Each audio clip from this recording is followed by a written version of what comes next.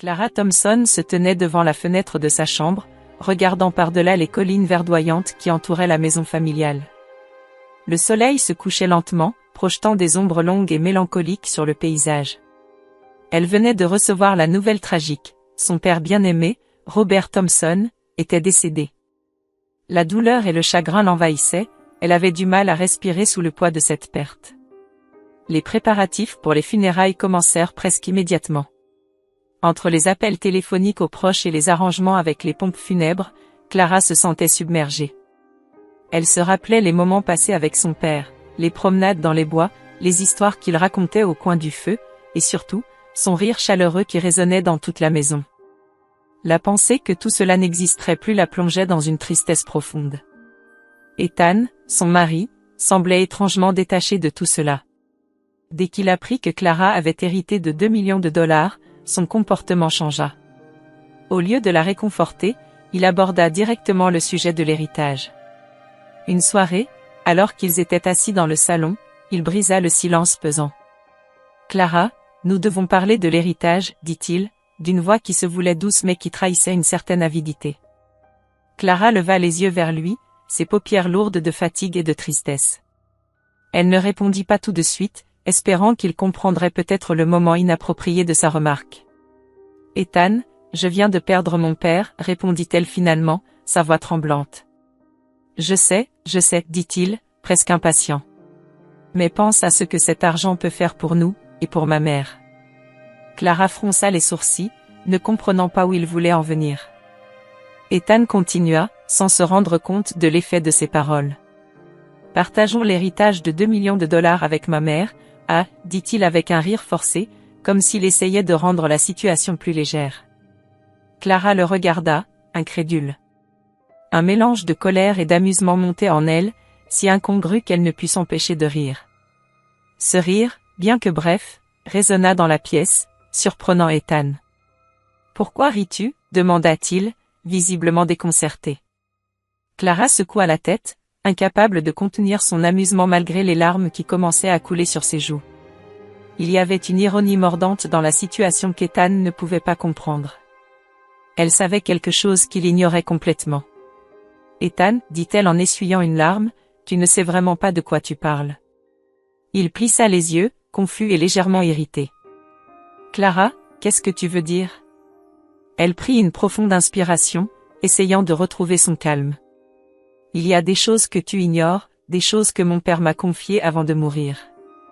Des choses qui changent tout. » Ethan la regarda, perplexe et impatient. Clara se leva, décidant qu'il était temps de mettre fin à cette conversation. « Nous en reparlerons plus tard, dit-elle, se dirigeant vers la porte. Pour l'instant, j'ai besoin de temps pour faire mon deuil. » Elle laissa Ethan seul dans le salon, ses pensées tourbillonnant autour de la révélation qu'elle venait de faire. Clara savait que ce n'était que le début d'une série de découvertes qui bouleverseraient leur vie. Mais pour l'instant, elle devait se concentrer sur la perte de son père et sur les préparatifs des funérailles. L'avenir, avec ses secrets et ses révélations, pouvait attendre un peu plus longtemps. Clara se souvenait de la promesse que son père lui avait faite avant de mourir. « Ma chérie, avait-il dit, il y a quelque chose que tu dois savoir après mon départ. Un testament a été rédigé, mais il y a plus. Cherche dans mes affaires, et tu trouveras des indices pour un héritage caché. » Ces mots résonnaient dans son esprit, lui apportant à la fois réconfort et mystère. Elle se demandait ce que son père avait bien pu cacher. Après les funérailles, Clara prit une journée pour elle-même, loin des regards inquisiteurs de son mari Ethan. Elle s'enferma dans le bureau de son père, un endroit empli de souvenirs et de l'odeur persistante de son parfum favori. Elle fouilla minutieusement les tiroirs, les étagères, et même derrière les tableaux accrochés au mur. Enfin, dans un vieux coffre en bois, elle trouva une enveloppe scellée portant son nom. Les mains tremblantes, Clara ouvrit l'enveloppe et découvrit une lettre cryptée. Les mots semblaient être un casse-tête, mais elle savait que son père avait une raison pour tout cela. « Ma chère Clara, commençait la lettre, si tu lis ceci, c'est que je ne suis plus là. Suis les indices que j'ai laissés. Ils te conduiront à un coffre-fort secret, où se trouve l'héritage véritable. » Clara sentit son cœur battre plus vite. Elle savait que cette quête ne serait pas facile, mais elle était déterminée à découvrir la vérité. Pendant plusieurs jours, Clara étudia la lettre et rassembla les indices. Elle trouvait des morceaux du puzzle cachés dans les livres, les photos de famille, et même dans les objets quotidiens que son père utilisait. Chaque découverte la rapprochait un peu plus du coffre-fort. Elle décida de garder cette recherche pour elle-même, sachant qu'Ethan ne comprendrait pas l'importance de ce secret. Un soir, alors qu'elle travaillait sur un indice particulièrement difficile, Ethan entra dans la pièce. « Qu'est-ce que tu fais, Clara ?» demanda-t-il, la regardant avec suspicion. Clara, sans lever les yeux de son travail, répondit calmement, « Je trie les affaires de mon père. C'est difficile, mais cela m'aide à me sentir plus proche de lui. » Ethan haussa les épaules et quitta la pièce, mais Clara sentait son regard pesant sur elle. Elle savait qu'elle devait être prudente. Finalement, après des jours de recherche, Clara trouva la clé du mystère. Elle découvrit que le coffre-fort était caché dans l'ancienne maison familiale, un endroit où elle n'avait pas mis les pieds depuis des années. Excitée et nerveuse, elle prépara une visite discrète. Elle inventa une excuse pour Ethan, prétendant qu'elle devait régler des affaires administratives concernant l'héritage. Arrivée à la maison familiale, Clara se dirigea directement vers l'endroit indiqué par les indices. Derrière une vieille bibliothèque, elle trouva une porte secrète. Avec une clé trouvée parmi les affaires de son père, elle ouvrit le coffre-fort. À l'intérieur, se trouvaient des documents soigneusement rangés et une lettre supplémentaire de son père. « Ma chère Clara, lisait-elle à voix haute, ce que tu as trouvé ici est bien plus qu'un simple héritage. Ces documents révèlent des secrets de famille que j'ai gardés pour te protéger. L'héritage est bien plus grand que tu ne le penses. » Clara sentit les larmes couler sur ses joues. Elle tenait entre ses mains la clé de sa liberté, de son avenir, et surtout, la preuve de l'amour et de la prévoyance de son père. Elle savait que ce moment changerait tout. Mais pour l'instant, elle devait retourner chez elle et agir comme si de rien n'était. Clara prit une grande inspiration, rangea soigneusement les documents dans son sac et referma le coffre-fort. Elle jura de protéger ce secret jusqu'au moment où elle serait prête à révéler la vérité à Ethan. Avec une détermination renouvelée, elle quitta la maison familiale, bien décidée à suivre les dernières volontés de son père. Clara se tenait dans l'ancienne maison familiale, un mélange de nostalgie et de détermination dans les yeux. Elle serrait la lettre cryptée contre sa poitrine, consciente que chaque pas la rapprochait du coffre-fort secret que son père avait mentionné. Les souvenirs d'enfance la hantaient alors qu'elle parcourait les couloirs poussiéreux, chaque coin et recoin évoquant des moments passés avec lui. Ethan, de plus en plus impatient, observait Clara avec une suspicion croissante. « Clara, qu'est-ce que tu fais ici ?» demanda-t-il, un froncement de sourcils marquant son visage. « Je me souviens que tu n'aimais pas trop venir ici. » Clara, feignant l'innocence, répondit, « J'avais besoin d'un moment seul, pour me souvenir de papa. » Mais en réalité, elle savait exactement ce qu'elle cherchait. Elle finit par atteindre l'ancienne bibliothèque, où elle se souvenait de son père lui racontant des histoires, leur préférée étant celle du trésor caché.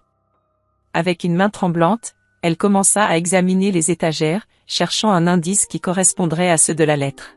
« Tu te souviens quand papa nous racontait des histoires ici ?» demanda Clara, essayant de détourner l'attention d'Ethan. « Oui, mais je me demande vraiment pourquoi tu veux passer du temps ici maintenant, » répliqua Ethan, de plus en plus méfiant. Enfin, ses doigts trouvèrent une étagère légèrement décalée. Avec une poussée douce mais ferme, elle révéla un compartiment secret.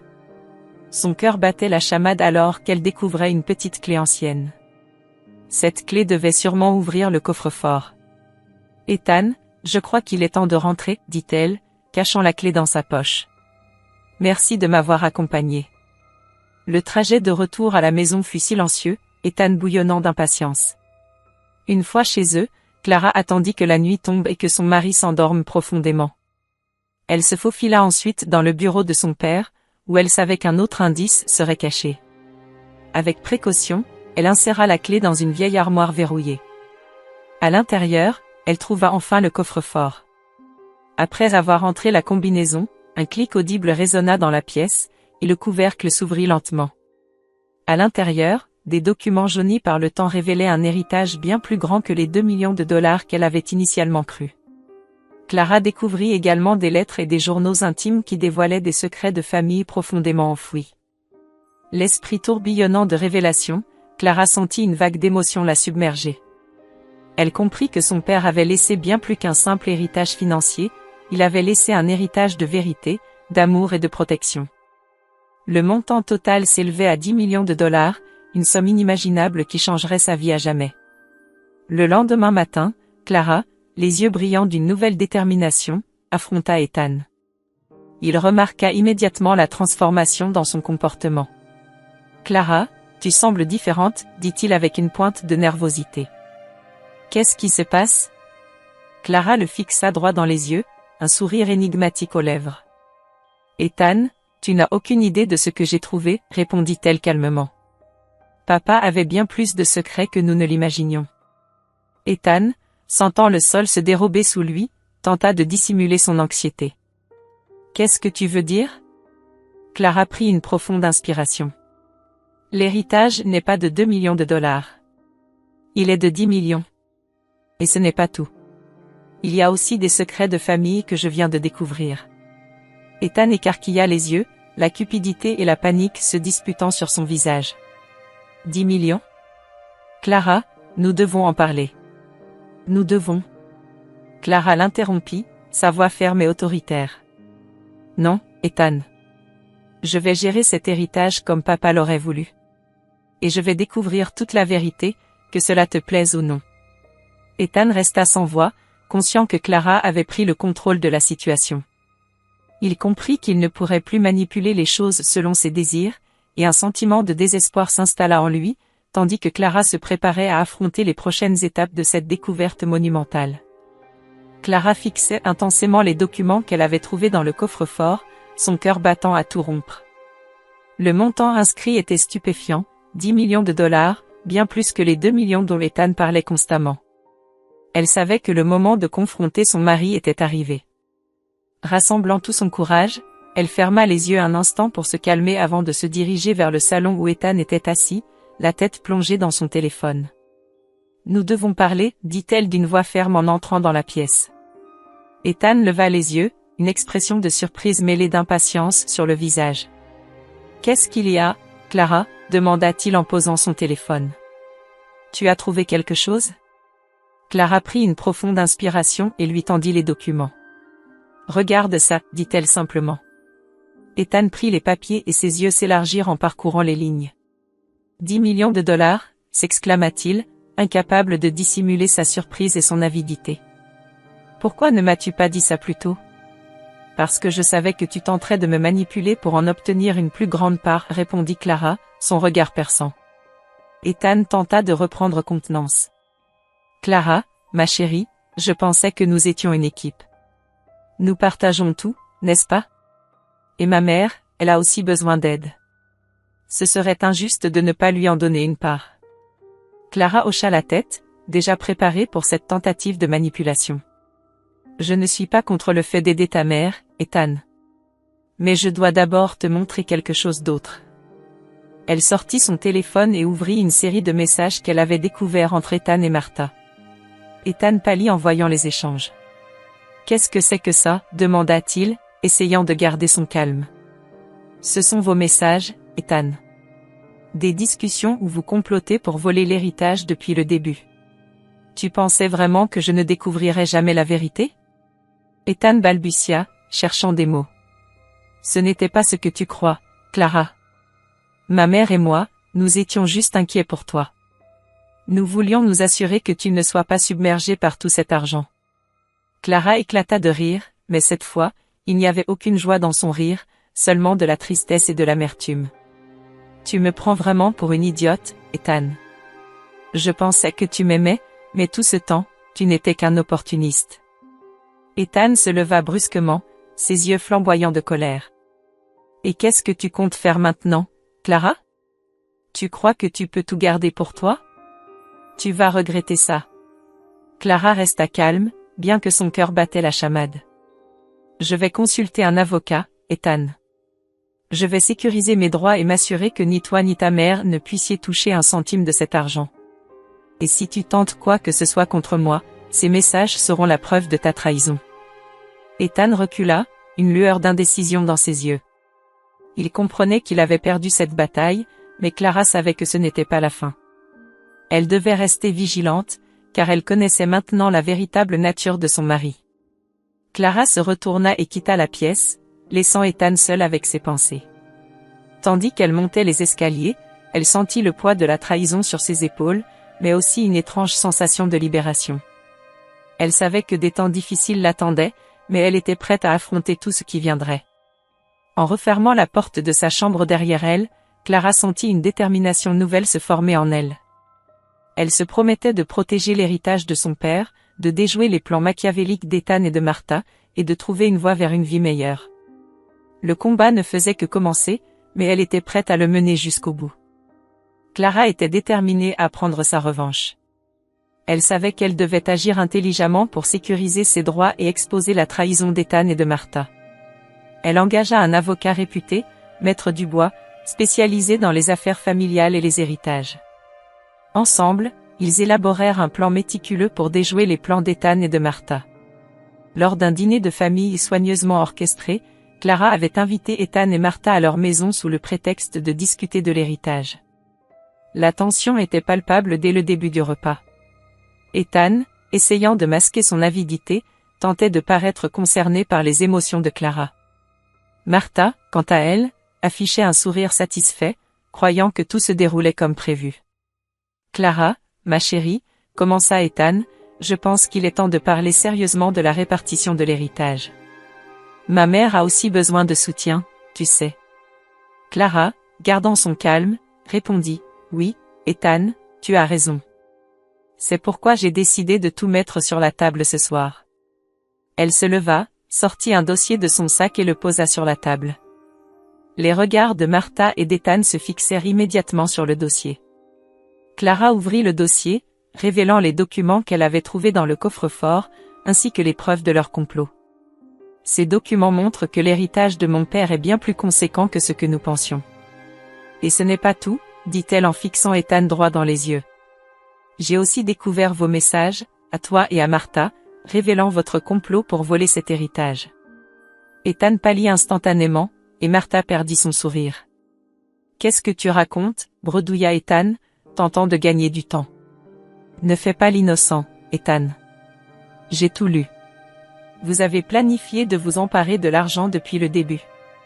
Clara sortit les copies des messages incriminants et les jeta devant eux. Martha, choquée, tenta de se défendre. Clara, tu ne peux pas croire ce que disent ces papiers. C'est une erreur. Clara resta imperturbable.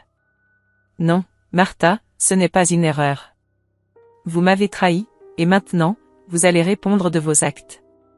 Ethan, réalisant qu'il n'avait plus rien à perdre, se leva brusquement et essaya d'attraper les documents. Donne-moi ça, cria-t-il, mais Clara avait prévu ce moment.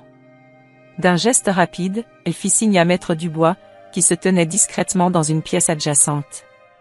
Il entra avec 2 policiers, prêts à intervenir. Monsieur Ethan Thompson, Madame Martha Thompson, vous êtes en état d'arrestation pour tentative de fraude et complot. Ethan se débattit, mais les policiers le maîtrisèrent rapidement. Martha, en larmes, tenta de supplier Clara. S'il te plaît, Clara, pense à ce que nous avons été pour toi. Clara, les yeux remplis de détermination, répondit, j'ai pensé à tout ce que vous m'avez fait. Et je pense qu'il est temps que vous payiez pour cela. Les policiers emmenèrent Ethan et Martha, laissant Clara avec Maître Dubois. Elle sentit un poids énorme se libérer de ses épaules. Merci, Maître Dubois, je n'aurais jamais pu faire ça sans vous. L'avocat lui sourit chaleureusement. Vous avez été incroyablement courageuse, Clara. Maintenant, vous pouvez avancer et vivre votre vie sans ces chaînes. Clara acquiesça, sentant enfin l'appel envahir. Elle savait que le chemin serait encore long, mais avec Ethan et Martha hors de sa vie, elle pouvait enfin se concentrer sur son avenir et utiliser l'héritage de son père pour réaliser ses rêves. Après l'arrestation d'Ethan et de Martha, Clara se sent enfin libérée du poids de leur manipulation constante. La tension qui pesait sur ses épaules depuis la mort de son père semble s'être évaporée. Tandis qu'elle observe la voiture de police s'éloigner avec Ethan et Martha à son bord, elle laisse échapper un soupir de soulagement.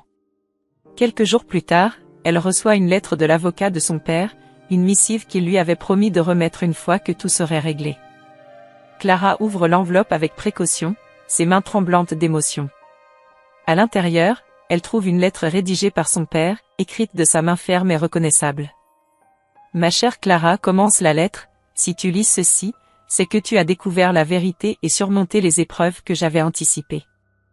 Je suis désolée de t'avoir laissé avec tant de secrets, mais sache que tout ce que j'ai fait était pour te protéger et assurer ton avenir. Tu es l'unique héritière légale de mes biens, et il est impératif que cet argent soit utilisé pour tes rêves et pour construire la famille que tu as toujours désirée. » Clara sent une vague de soulagement et de tristesse l'envahir. Son père avait toujours cru en elle et avait tout prévu pour qu'elle puisse se réaliser pleinement. Elle continue de lire, et à la fin de la lettre, une phrase attire particulièrement son attention: « Tu trouveras le bonheur et l'amour là où tu ne t'y attends pas. » Ces mots résonnent en elle et la font réfléchir aux événements récents. L'avocat qui l'a soutenue tout au long de cette épreuve, James, lui revient en mémoire. Il avait été plus qu'un simple conseiller juridique, il avait été un véritable pilier de soutien, quelqu'un sur qui elle pouvait compter. Un soir, Clara décide de rencontrer James pour le remercier personnellement. Ils se retrouvent dans un petit café tranquille de la ville. « James, je ne sais pas comment te remercier pour tout ce que tu as fait, » commence Clara, les yeux brillants de gratitude. James sourit avec une douceur qui réchauffe le cœur de Clara. « Clara, tu n'as pas à me remercier. C'était mon devoir de t'aider, et je suis heureux d'avoir pu être là pour toi. » Ils discutent longuement, partageant des anecdotes et des rêves pour l'avenir. Au fil de la conversation, Clara se rend compte que ses sentiments pour James vont au-delà de la simple gratitude. Il est attentionné, compréhensif et incroyablement gentil. Ses qualités lui rappellent les valeurs que son père chérissait tant. Quelques semaines passent et Clara découvre qu'elle est enceinte, une nouvelle qui la remplit de joie et de crainte à la fois. Elle décide de partager cette nouvelle avec James. Ils se rencontrent à nouveau, cette fois dans un parc où les feuilles d'automne créent un tapis coloré sous leurs pieds. « James, » dit-elle, le cœur battant à tout rompre, « j'ai quelque chose d'important à te dire. » James la regarde avec une inquiétude douce dans les yeux. « Qu'y a-t-il, Clara ?» Elle prend une grande inspiration avant de répondre. « Je suis enceinte. » Un large sourire illumine le visage de James. Il prend la main de Clara dans la sienne. « Clara, c'est une merveilleuse nouvelle. Je veux être là pour toi, pour vous deux, chaque étape du chemin. » Les larmes de bonheur coulent sur les joues de Clara. « Merci, James. Je ne pourrais pas imaginer traverser cette nouvelle étape sans toi. » À cet instant, Clara sait qu'elle a trouvé non seulement un amour véritable, mais aussi une famille en devenir. Ensemble, ils décident de reconstruire leur vie, en s'appuyant sur l'héritage de son père pour réaliser leurs rêves communs. Clara se sent enfin en paix, sachant que son père serait fier de la femme qu'elle est devenue et de la belle famille qu'elle est sur le point de créer. Si vous avez suivi jusqu'ici, abonnez-vous à la chaîne pour plus d'histoires émouvantes et captivantes comme celle-ci.